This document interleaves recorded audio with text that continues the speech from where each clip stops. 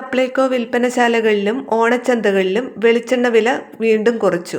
വാർത്തകൾ വിശദമായി അറിയാം. വീഡിയോ ഒന്ന് ലൈക്ക് ചെയ്ത് കാണാൻ ശ്രദ്ധിക്കുക.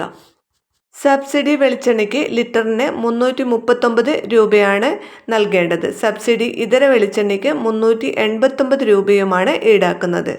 കേര വെളിച്ചെണ്ണയുടെ വില ഇന്നലെ വൈകിട്ട് 6 മുതൽ ലിറ്ററിന് 429 രൂപയായും കുറച്ചതായി മന്ത്രി GR അനിൽ അറിയിച്ചു.